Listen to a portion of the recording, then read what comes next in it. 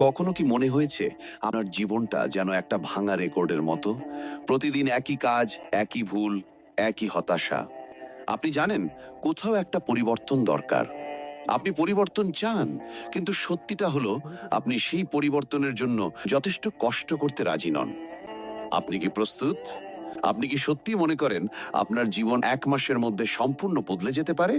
যদি উত্তর হ্যাঁ হয়, তবে আগামী ৪ মিনিট গভীর মনোযোগ দিয়ে শুনুন, কারণ আমি আপনাকে এমন একটি ৩০ দিনের চ্যালেঞ্জ দিতে যাচ্ছি যা আপনার ঘুমন্ত সত্তাকে জাগিয়ে তুলবে এবং আপনাকে সেই মানুষে পরিণত করবে যাকে আপনি এতদিন শুধু স্বপ্নে দেখেছেন। অধিকাংশ মানুষই দীর্ঘ কঠিন রাস্তার কথা শুনে ভয় পায়, কিন্তু আমি আপনাকে ১ বছরের লক্ষ্য পূরণের কথা বলছি না। আমি শুধু বলছি, নিজের জীবন থেকে একটা মাস আমাকে দিন, মাত্র একটা মাস। এই ৩০ দিন যদি আপনি আমার বলা পথ অনুসরণ করতে পারেন, তবে গ্যারান্টি দিচ্ছি আপনি আর কখনোই আগের মতো থাকবেন না।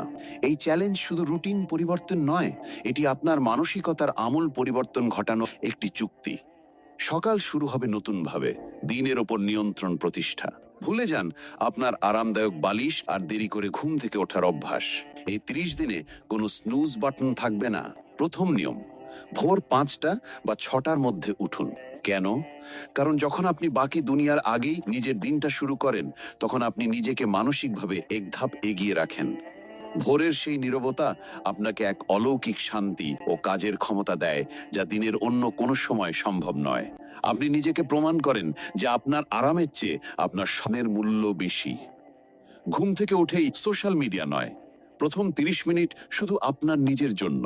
হয়তো সামান্য ব্যায়াম বা ঠান্ডা জলের স্নান। ঠান্ডা জলের ঝাপটা আপনার মস্তিষ্কের অলসতা দূর করে এবং দিনের শুরুতেই আপনাকে একটি ছোট বিজয়ের স্বাদ দেয়। এই ছোট্ট বিজয়টি সারাদিনের বড় চ্যালেঞ্জগুলো মোকাবিলা করার জন্য আপনার ইচ্ছা শক্তিকে শক্তিশালী করে। মনে রাখবেন, একটি সুশৃঙ্খল সকালই একটি সুশৃঙ্খল জীবন তৈরি করে। লক্ষ্য নির্ধারণ ও মনোযোগ। দিনের কাজ শুরু করার আগে নিজের জন্য ৩টি প্রধান লক্ষ্য লিখে ফেলুন। যে লক্ষ্যগুলো পূরণ না হলে আপনার দিন ব্যর্থ বলে গণ্য হবে। এটাই উদ্দেশ্যহীন জীবন থেকে বেরিয়ে আসার প্রথম ধাপ। আজকের জগতে সবচেয়ে দামি জিনিস কি জানেন? মনোযোগ। আমরা সবাই এক ধরনের মনোযোগের ঘাটতির রোগে ভুগছি।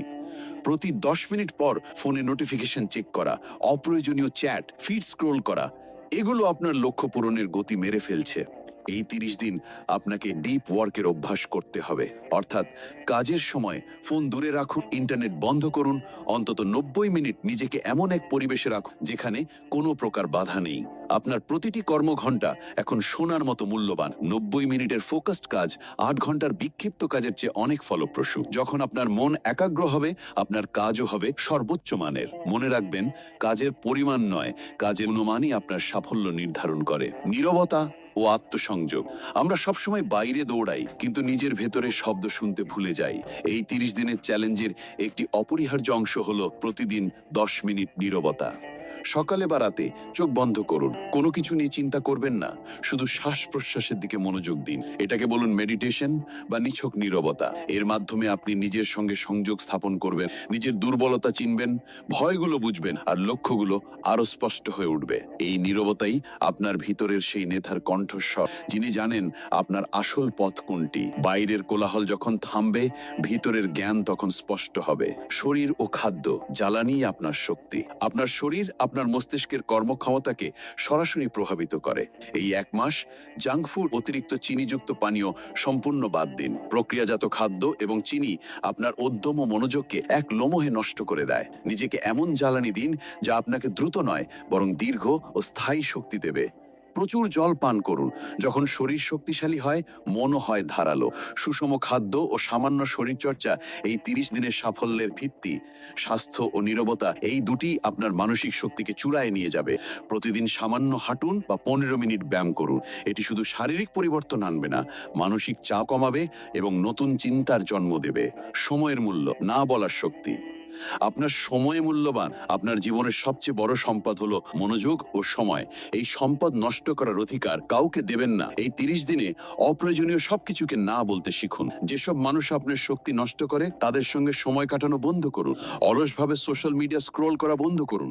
সোশ্যাল মিডিয়াকে এখন থেকে একটি টুল হিসেবে ব্যবহার করুন, যা আপনাকে আপনার লক্ষ্যে সহায়তা করে, আপনার সময় নষ্ট করে না। আপনি আর কন্টেন্ট কনজিউমার নন, আপনি হবেন কন্টেন্ট ক্রিয়েটর। ভয়কে অতিক্রম করুন, অ্যাকশনের মাধ্যমে নিরাময়। সবচেয়ে বড় বাধা হলো ভয়, ব্যর্থতার ভয়। এই 1 মাস ভয়কে সঙ্গী করে কাজ করুন।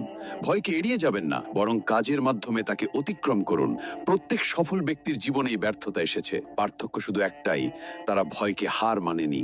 ভয় তখনই বড় হয় যখন আপনি বসে থাকেন। আপনি যখন পদক্ষেপ নেবেন, ভয় ধীরে ধীরে ছোট হতে থাকবে। 30 দিন ভয়ের পরোয়া না করে কাজ করে যান, ভয় নিজেই আপনার কাছে আত্মসমর্পণ করবে। এই মেসেজটি সেই বন্ধু বা প্রিয়জনের সঙ্গে শেয়ার করুন যার জীবনে এমন পরিবর্তনের প্রয়োজন।